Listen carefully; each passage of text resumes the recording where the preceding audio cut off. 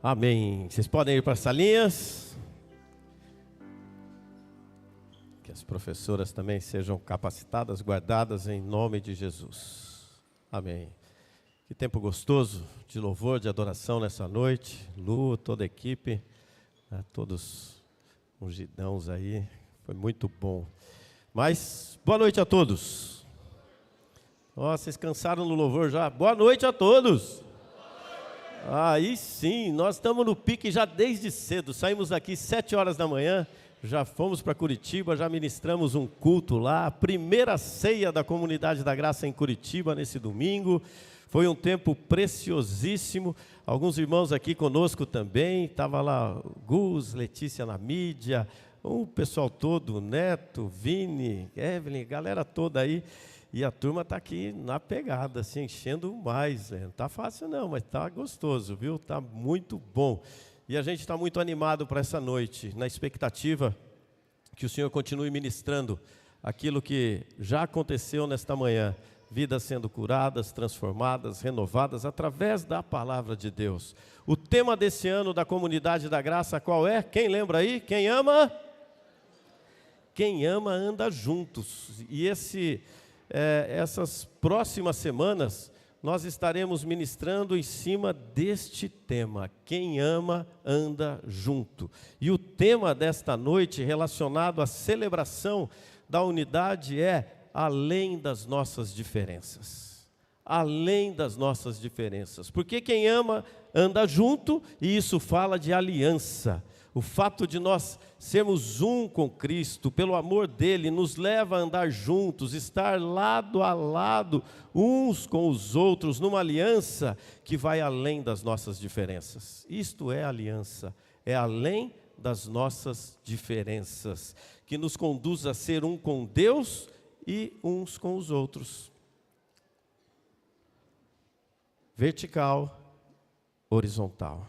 O nosso relacionamento com Deus vai determinar o nosso relacionamento com os nossos irmãos. Por isso, o corpo de Cristo, ele nos leva a partilhar tanto na alegria quanto na tristeza, tanto no sofrimento quanto na sua glória. E é sobre isso que nós vamos compartilhar nesta noite, porque o que temos visto nesses dias é impressionante.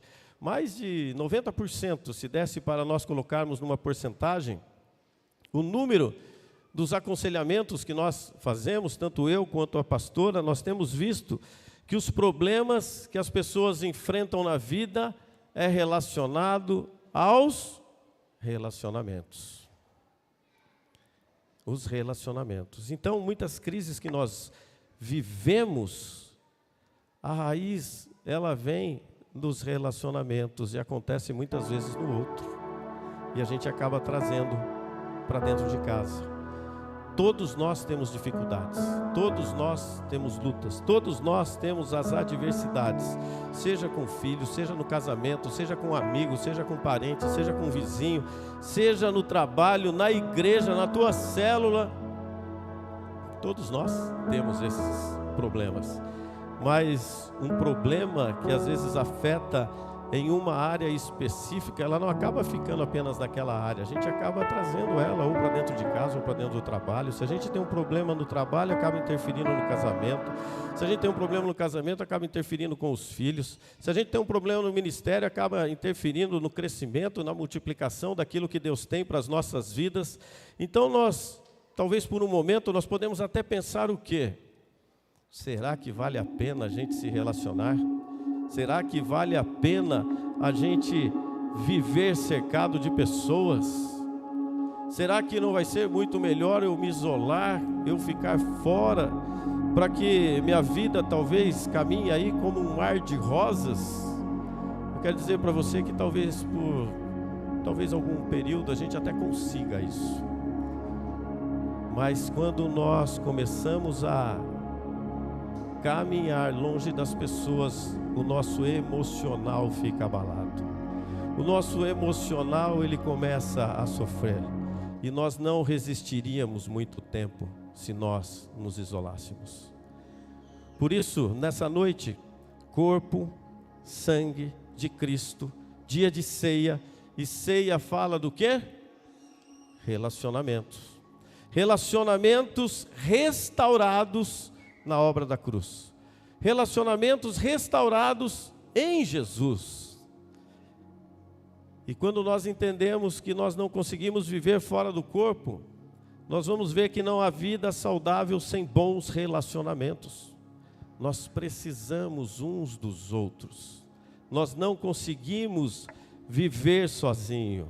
E a nossa realização em qualquer nível, em qualquer esfera da nossa vida, seja na família, seja no trabalho, seja na igreja, seja na universidade, seja na escola, seja onde for, passa necessariamente pelos relacionamentos. É tudo com pessoas, é tudo relacionamento. E eu quero convidar você a abrir a sua Bíblia, no texto de 1 Coríntios, no capítulo 11, no versículo 17, e nós vamos ler do 17 ao 26. Paulo falando e trazendo algumas instruções para aquele povo, para aquela turminha que quando ele saía, deixava, eles acabavam sempre inventando alguma moda aí no meio do caminho. 1 Coríntios 11, no versículo 17. Esta versão que eu vou estar lendo aqui está na versão da Bíblia Viva. E ele diz assim: a seguir, em minha lista de assuntos para escrever-lhes a respeito, vem outra coisa com que não posso concordar. Parece que quando vocês se reúnem para os cultos de comunhão, o resultado é mais prejudicial do que benéfico. Todo mundo está sempre me contando da discussão que se dá durante essas reuniões e das divisões que surgem entre vocês. E eu posso realmente quase acreditar, mas suponho que vocês acham que isso é necessário, para que vocês que sempre estão certos sejam conhecidos e aceitos como tais. Versículo 20. Quando vocês se reúnem para comer, não é a ceia do Senhor que estão comendo, mas sim a de vocês mesmos. Disseram-me que cada um engole apressadamente toda a comida que pode, sem esperar para repartir com os outros, de tal maneira que um não consegue obter o suficiente e sai com fome, enquanto o outro tem demais para beber e até fica bêbado. Como é? Isso é verdade realmente? Vocês não podem comer e beber em casa, para evitar desmoralização para a igreja e para não envergonhar aqueles que são pobres e não podem levar nenhuma comida? Que esperem que eu diga a respeito dessas coisas? Ora, é claro que não vou elogiá-los.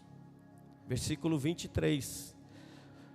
Pois isto é o que o próprio Senhor disse com relação à sua mesa, e que eu antes já lhes havia transmitido, que na noite em que Judas o traiu, o Senhor tomou o pão, e depois de haver agradecido a Deus, partiu-o e o deu aos seus discípulos, dizendo: tomem isto e comam, isto é o meu corpo, que é entregue por vocês. Façam isto para se lembrarem de mim. De igual modo, ele tomou o cálice de vinho depois da ceia, dizendo: este cálice é o novo contrato entre Deus e vocês, ou, em outras versões, a nova aliança entre Deus e vocês, estabelecido e posto em vigor por meio do meu sangue. Pensem nisto em memória de mim, toda vez que o beberem. Porque cada vez que vocês comerem este pão e beberem este cálice, estão repetindo a mensagem da morte do Senhor, morte que ele sofreu por vocês. Façam isto até que ele venha de novo. Façam isto até que ele venha de novo. Paulo estava falando aqui com os seus discípulos, aquele povo que estava ali no meio de uma confusão. Paulo estava falando com uma igreja muito preocupada com os seus dons espirituais, muito preocupada com as doutrinas. Se vocês voltarem um pouco no texto ali, eles vão estar discutindo a respeito do homem e da mulher, como veio, como não veio, se as mulheres precisavam usar véu ou não usar véu, quem tinha que fazer ou não fazer. E Paulo está falando assim: vocês estão preocupados com tanta coisa, vocês estão preocupados aí com tanta coisa desnecessária, e vocês esquecem de olhar o que está acontecendo aí no meio de vocês. Vocês estão deficientes nos relacionamentos. Olha o que está acontecendo aqui no meio de vocês. Um querendo ser maior que o outro, um querendo ser melhor que o outro, um não querendo servir o outro, um querendo chegar apressadamente às vezes nas reuniões para poder comer mais, para poder beber mais, para poder encher mais ali a sua barriga. Paulo está falando assim: vocês não entenderam nada o que é o significado da ceia. Vocês não entenderam nada. Ceia fala de relacionamento. E não qualquer tipo de relacionamento, mas de relacionamentos profundos, relacionamentos íntimos, relacionamentos aonde você mistura a sua vida com a vida de outra pessoa, e você leva isso além dessas quatro paredes. Você leva onde você está. Paulo traz uma palavra dura quando nós olhamos no versículo 18, ele diz assim: há divisões entre vocês. Há divisões entre vocês.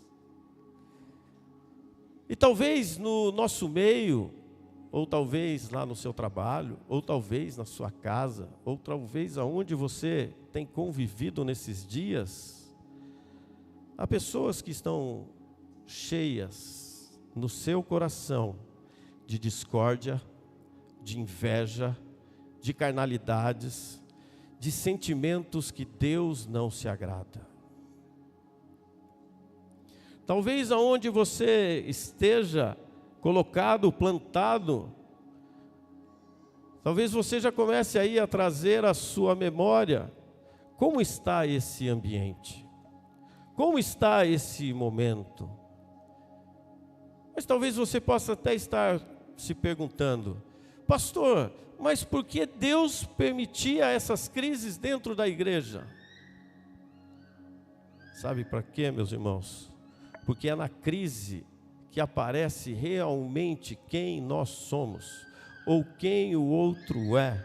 É na crise que aparece o verdadeiro cristão, ou aquele que só está com a capinha de ovelhinha, mas por dentro ainda é um lobinho.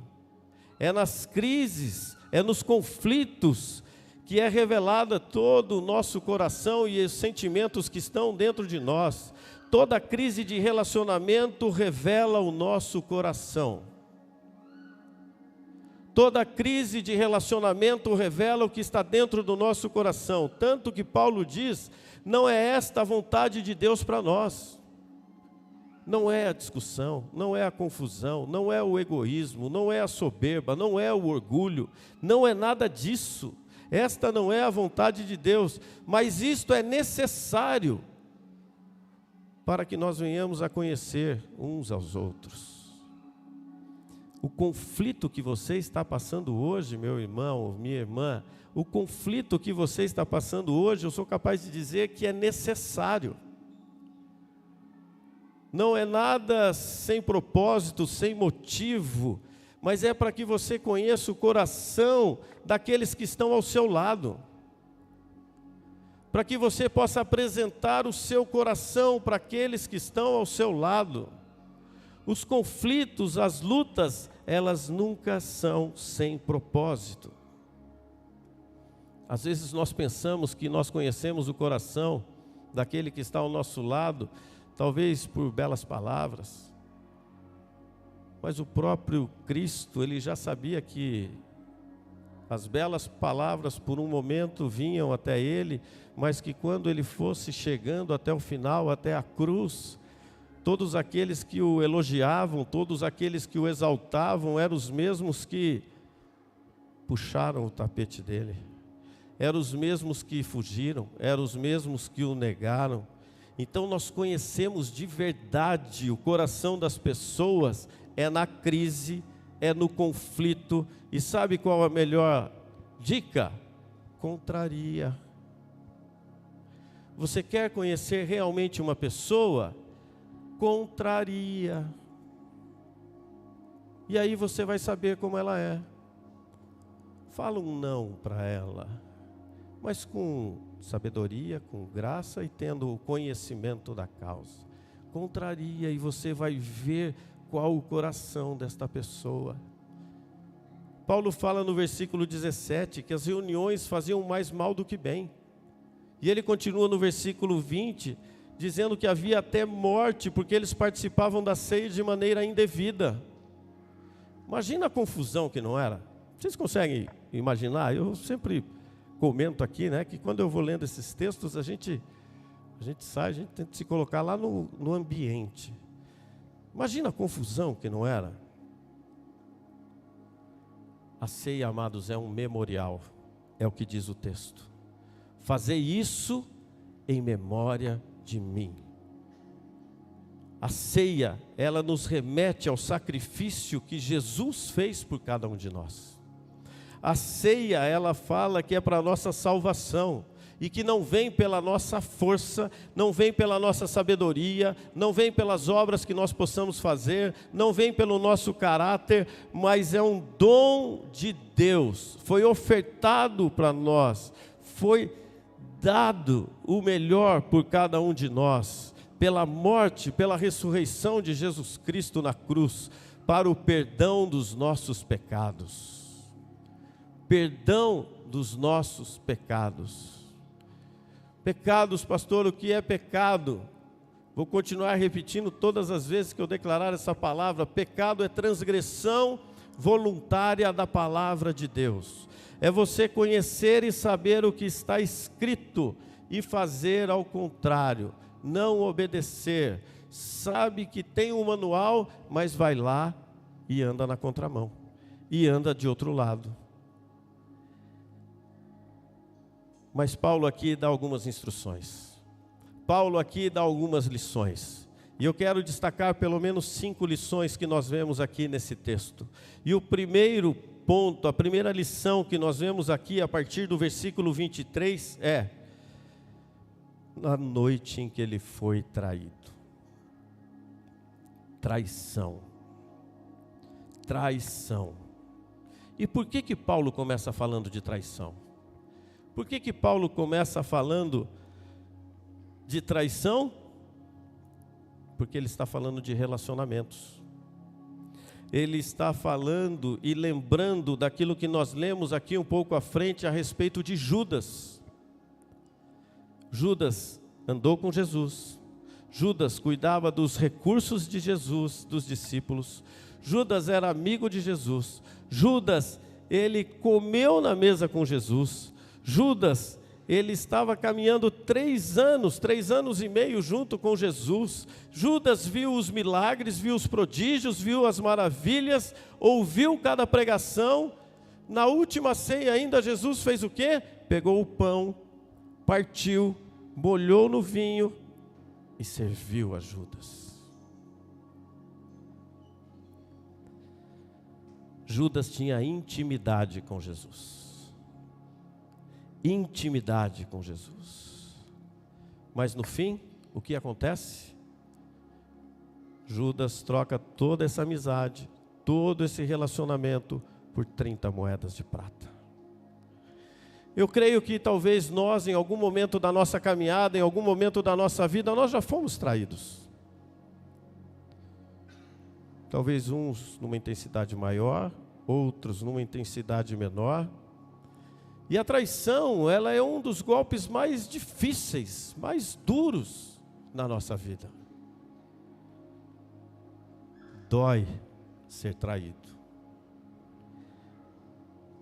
Mas quando nós entramos um pouco mais nesse texto, nós vemos que a dor no coração daquele que trai chega a ser maior do que a dor no coração da vítima.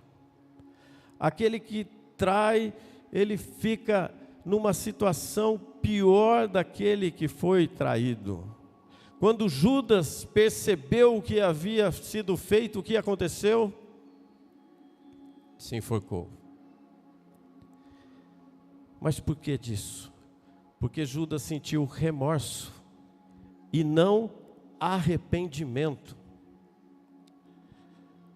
Remorso é aquele sentimento que vem, a gente vê até que fez errado, mas não acha que foi errado, fica aquele negócio de, tá tudo bem, deixa para lá, e fica aquela semente dentro do coração que só vai crescendo, que só vai levantando muros, que só vai aumentando os problemas.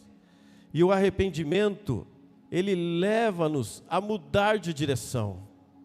Arrependimento, ele leva-nos a nos converter e não querer nos matar, como foi com Judas.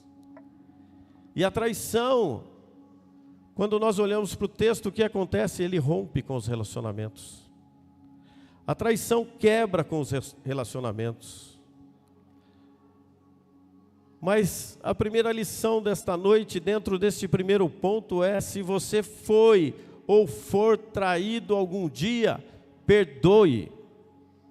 Não fique com esse sentimento, não fique guardando esse sentimento. Pastor, mas eu não consigo, você não sabe o tamanho do problema ou da traição que foi. Deixa eu te falar, não vai ser na sua força, não vai ser na sua capacidade, não vai ser pelo seu sentimento, mas é por causa de Jesus, por causa da obra da cruz. É por isso que nós temos que perdoar. Se nós não fizermos isso, nós vamos ficar amarrados, nós vamos ficar presos. Isso é pela graça de Deus. Graça de Deus. E eu já quero mexer com vocês aí e fazer uma declaração de fé. Não é essa que eu passei para vocês aí, essa daí é a última, também não estava, agora que eu estou sentindo no coração de nós fazermos isso. Eu quero que você declare comigo com toda a força, para você começar a quebrar com barreiras, quebrar com amarras, quebrar com aquilo que prende dentro de você, que é pela graça de Deus. Você pode declarar. Se você acredita que é bênção para a sua vida, você vai repetir comigo agora, nesta noite, mas com toda a força. Senhor, eu libero perdão a quem me traiu, me ofendeu e me feriu por causa do teu sacrifício em mim. Amém. Libere essa pessoa, libere o seu coração, desamarra ela aí do teu caminho, libere a pessoa que possivelmente tenha te traído, para que você não carregue esse peso para a vida toda. Paulo fala de traição. Mas Paulo continua dizendo no texto, no versículo 24, e partindo o pão. E esta é a segunda lição desse texto. E partindo o pão. E por que partindo o pão? Porque Jesus instituiu a ceia partindo o pão, simbolizando o seu corpo partido por cada um de nós. O que significa esse partir o pão? Significa compartilhar vida, significa compartilhar a nossa vida. O que Jesus quer de cada um de nós é que nós aprendamos o que é compartilhar, como Ele compartilhou a sua vida, de amor, de serviço, de entrega, de renúncia. É isto que ele está falando quando parte o pão. Paulo vem ensinando. Sabe quem é chamado agora de corpo de Cristo, quando nós temos essa clareza? A igreja. E a igreja somos nós. Então, quando nós olhamos a imagem do pão sendo partido, saiba que é compartilhamento, é estar juntos, porque a igreja é o lugar de nós servirmos um ao outro. Assim como ele partiu o pão, é aqui na igreja, é no ajuntamento dos santos que nós compartilhamos a vida um com o outro. Falávamos disso a respeito do discipulado algumas semanas atrás. É a minha vida na sua vida, a sua vida na vida de outra pessoa, e assim nós fazemos esta corrente que podemos chamar aí do bem. Nós compartilharmos abraços, compartilharmos palavra, compartilharmos oração, nós compartilharmos uns com os outros, porque nós somos corpo de Cristo. Nós somos corpo de Cristo. E ele partiu o pão e entregou, e agora talvez você entenda porque a Bíblia nos chama de corpo, e o mesmo Paulo falou em Efésios 4,16, que diz que nós estamos ligados por juntas e ligaduras. Como o nosso corpo físico, somos ligados por nervos, por juntas, por veias, por ossos. Nós somos um corpo, uma musculatura, nós temos carne, e é isso que nos une, é isso que nos mantém de pé, é isso que faz nós caminharmos dia após dia. Nós estamos ligados por causa do mesmo DNA espiritual. Do mesmo jeito que os seus filhos têm o seu DNA, nós temos o DNA de Cristo. Nós temos esse DNA espiritual de Jesus. E porque nós fomos gerados pelo mesmo Espírito, e o Espírito aqui é com letra maiúscula, é o Espírito Santo de Deus, nós somos sim ligados no mesmo Pai, ligados no mesmo Deus. Por isso, irmãos, nós somos irmãos, irmãs, nós somos um com o Senhor. Então a pessoa que está sentada aí do seu lado, se nós puxarmos lá talvez na última máquina que possa puxar os DNAs, com certeza nós vamos ter alguma coisa ligada uns com os outros. Falando nisso, você conhece a pessoa que está aí ao seu lado? Você conhece a pessoa que está do seu lado? A pessoa que está atrás de você, você conhece? Porque do lado a gente conhece. Mas e a pessoa de trás? Você conhece que está aí? O que Paulo fala aqui? Eu não consigo chegar e fazer elogios para vocês.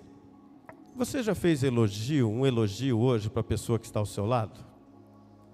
Faça um elogio respeitoso para aquele que está ao seu lado aí hoje. Diga uma palavra que vai animá-lo, que vai levantá-lo. Sabe por quê? Elogio faz bem, elogio não custa nada, e o elogio produz efeitos maravilhosos. Elogia. Nós temos o hábito de criticar, de falar. Elogie as pessoas. Tiagão, obrigado por você estar aqui hoje. Muito bom estar junto aqui da família. Você é muito precioso para Jesus e para nós. Então não custa nada, elogie. Porque esse DNA, ele corre na nossa veia espiritual. Esse elogio, ele vem na veia. E outra coisa, não há ceia sem corpo. Não há ceia sem você. Não há ceia sem a tua presença aqui. Não há ceia se você não fizer parte desse corpo de Cristo. Corpo igual compartilhamento. E Paulo continua dizendo aqui, no versículo 25, que ele entregou o cálice da nova aliança. E a aliança fala do quê? De pacto. A aliança fala do quê? Compromisso. A aliança é pacto e compromisso. E ele derramou e entregou a sua vida, e agora ele diz o quê? Bebam. Que vocês bebam. Todos nós vamos ingerir, beber daqui a pouco deste suco da uva, representando o sangue de Jesus, para poder participar deste poder do sangue, o poder do sangue que nos perdoa, o poder do sangue que nos liberta, o poder do sangue que nos renova de todos os nossos pecados. Por isso eu quero convidar e talvez até desafiar alguns de vocês que às vezes não tomam a ceia. Você só não pode tomar ceia em uma condição: se você está feliz no pecado que você está vivendo. Mas se você se arrepende desse pecado, tome a ceia. Porque quando você não toma a ceia, você está falando assim: Jesus, você não é capaz de me limpar, você não é capaz de me curar, você não é capaz de fazer a diferença na minha vida. Você não pode concordar com o erro ou estar satisfeito com o seu pecado, porque, como nós acabamos de declarar, o poder está no seu sangue. Quando nós bebermos, quando nós tomarmos, ele vai entrar por dentro de nós e vai nos limpando. Amados, não tem um que não seja pecador nessa noite. Todos nós somos pecadores, mas a graça de Deus, que o sangue de Jesus nos purifica de todos os nossos pecados. É a graça de Deus, a misericórdia de Deus que nos purifica. Por isso nós precisamos provar de maneira maravilhosa desse sangue, pela graça do Pai que nos perdoa, nos lava, nos limpa de todos os nossos pecados. Não fica nenhum de fora, Ele nos limpa de todos. Por isso, vamos deixar esse sangue trabalhar hoje. Vamos beber desse cálice hoje. É o sangue de Cristo que nos purifica. É o sangue de Cristo que nos vivifica. Ceia é celebração, ceia é alegria, ceia é vida, ceia é ressurreição, ceia é aliança de Deus com Deus e uns com os outros. Isto é ceia. Ceia é a oportunidade de nós renovarmos a nossa aliança com Deus e com os nossos irmãos. Ceia, você declara que tem um compromisso de serviço com o seu irmão, com a igreja, ou onde você está estabelecido.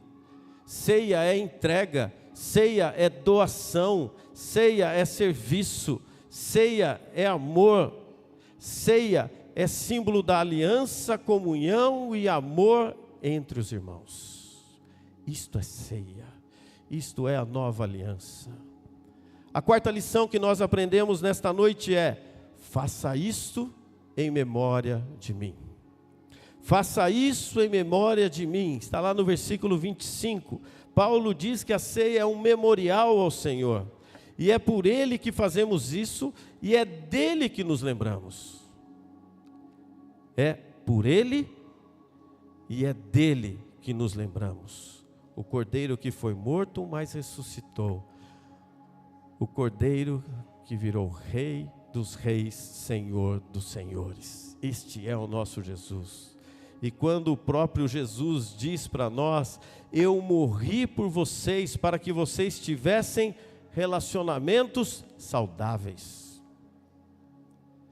Então não tem como nós participarmos da ceia sem nós refletirmos, sem nós, como diz aqui no versículo 28, sem nós nos examinarmos cuidadosamente, sem nós mergulharmos dentro do nosso coração, do nosso íntimo, daquele quartinho escuro que só você tem a chave, que às vezes nem para Jesus você entrega aquela chave.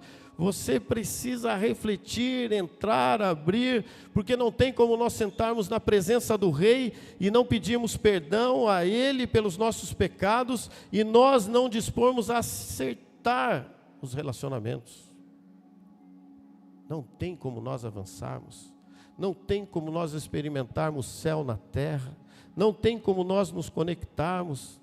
Seja com quem for que você precisa ir se reconciliando, talvez seja o filho com o pai com o filho, o marido com a esposa com o marido, talvez seja com um irmão aqui dentro da nossa comunidade, talvez seja lá do seu trabalho, talvez seja lá da sua faculdade, seja onde for, talvez você ou eu, por algum lugar que nós passamos, nós demos um péssimo testemunho, no trabalho às vezes, escandalizamos alguém, talvez você tenha machucado alguém até fora da igreja.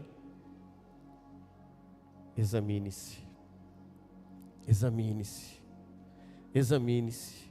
Não tem como nós sentarmos nesta mesa, ao redor dessa mesa, e não considerarmos que foi o Senhor que fez tudo isso por nós. Que foi Ele quem fez para que nós tivéssemos relacionamentos saudáveis. Então não importa o conflito, não importa a guerra, não importa a injustiça, não importa a contenda, não importa a discriminação, não importa a ira, não importa a inveja, as facções e as disputas de Deus, nós precisamos parar. Não vem de Deus, vem de nós, da nossa carne, e isto é pecado. Isto é pecado. Mas o primeiro passo é nós admitirmos. O primeiro passo é nós reconhecermos. O primeiro passo é nós sermos honestos com Deus. E dizer: Senhor, eu tenho pecado contra Ti. Eu tenho pecado contra o meu semelhante. Perdoa-me. Livra-me deste mal. Mas talvez tenha alguém aqui nessa noite que ainda possa estar pensando: pastor, você não está entendendo, pastor. Eu não posso. Eu não consigo. Você não tem noção do problema. Quero te dizer que nenhum de nós consegue por nós mesmos. Nenhum de nós tem esta capacidade. Nós temos que fazer porque nós amamos Ele. Nós temos que fazer porque Ele nos perdoou. É por isso que nós temos que fazer. Nós não precisamos sentir nenhum tipo de arrepio.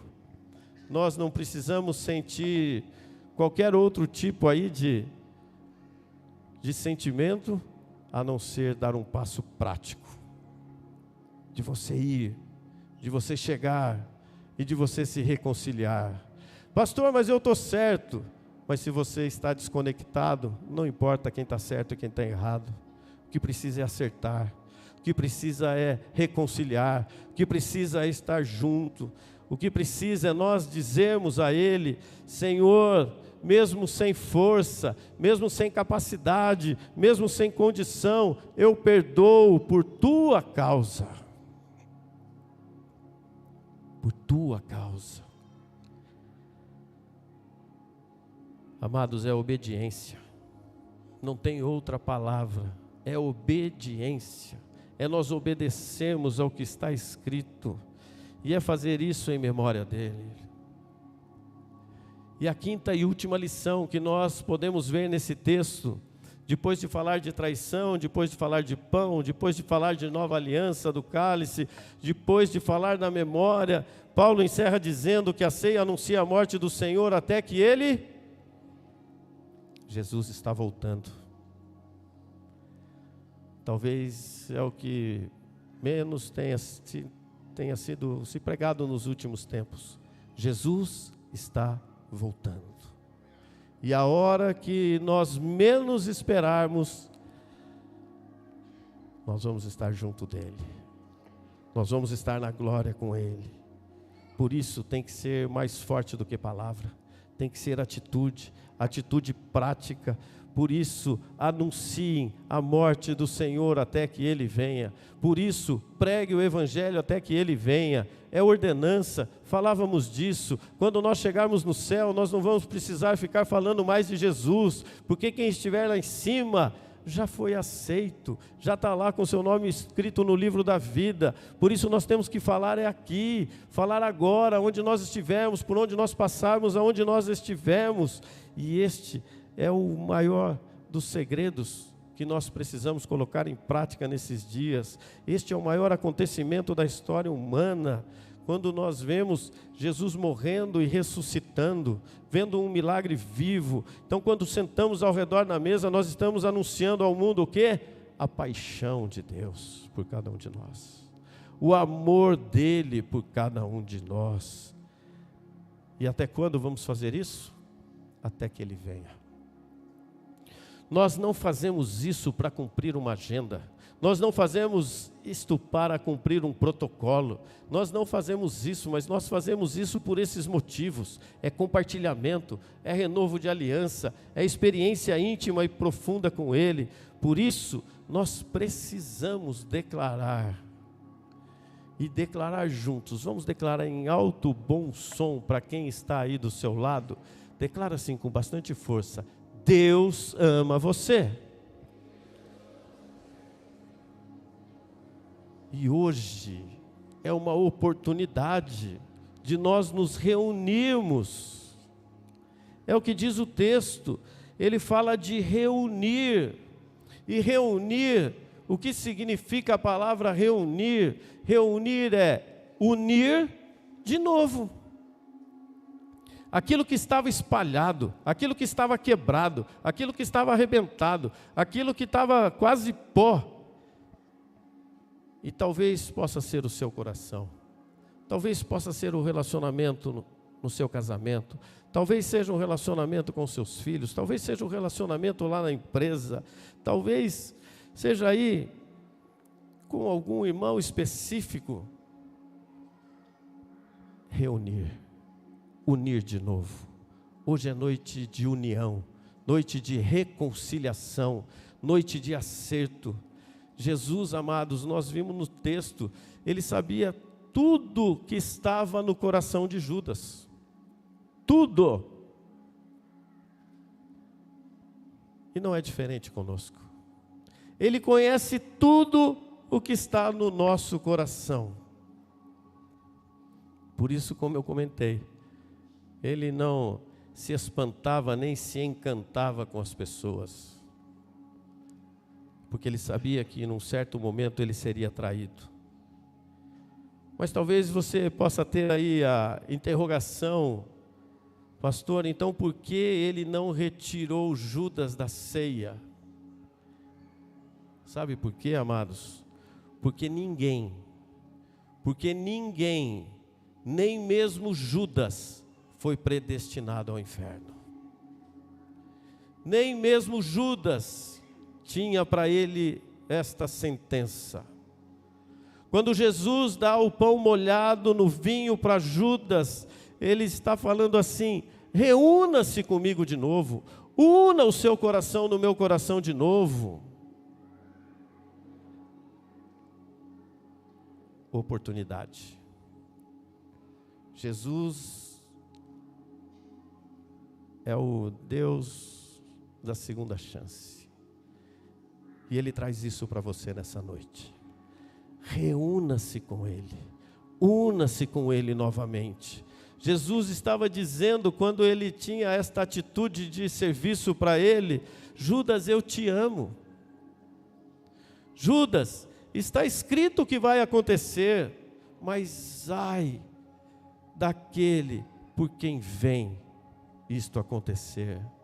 Ele estava falando assim: Judas, arrependa-se. Você ainda tem uma chance. Meu irmão, minha irmã, arrependa-se. Você tem mais uma chance hoje. Ele está dando uma nova chance para cada um de nós nesta noite. Mas Judas escolheu as 30 moedas de prata. Qual vai ser a sua escolha hoje?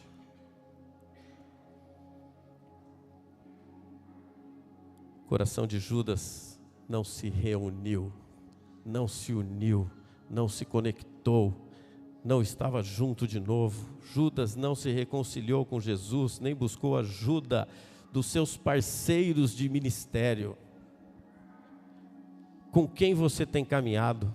Com quem você tem andado? Quem tem estado ao seu lado nos momentos de luta, de dificuldade, de adversidade?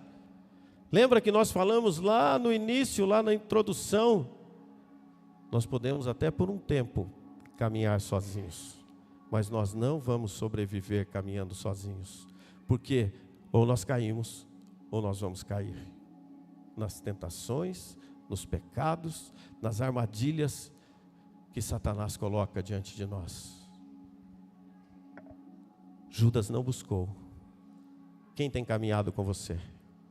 Para quem você tem prestado conta da sua vida? Nossa, pastor, mas eu tenho que prestar conta da minha vida. Se você quiser ficar livre das armadilhas, das ciladas, o que nós falamos? É junto e misturado. É vida na vida de um com o outro. Ah, pastor, com quem que você fala, com quem que você prega? Só ontem fiquei quase 1 hora no telefone com o meu pastorzão, Carlos Alberto. Prestação de conta, no amor, na orientação, na correção, na direção. Quem tem direcionado a sua vida? Ah, pastor, deixa lá, igual aquele profeta lá que fala, deixa a vida me levar. Gente, a palavra é clara. Ele vai restaurar os relacionamentos a partir do momento que nós estivermos juntos, que nós estivermos misturados, que nós estivermos envolvidos. Então ele saiu dali e a Bíblia diz que ele o quê? Se enforcou. Então quando a gente não se reúne, nós corremos o risco de nós nos matarmos. Pastor, meu coração está partido, meu coração está arrebentado, meu coração está numa condição ferido e traído, não tenho mais o que fazer. Eu só sei de uma coisa, que aquele que começou uma boa obra, ele é fiel para completá-la. Fiel para completá-la. Ele era inocente, foi ferido pelas nossas transgressões, e na cruz, prestes a morrer, ele diz uma das mais lindas expressões da Bíblia: Pai, perdoa-os, porque eles não sabem o que estão fazendo. Pai, perdoa cada um deles, eles não sabem. E eu quero convidar você a fazer isto nesta noite. Perdoe, reúna os cacos, traz aí o seu coração ao redor da mesa, e desta mesa maravilhosa que nós vamos repartir daqui a pouco. E o que vamos fazer agora não é um rito religioso, mas é um ato espiritual.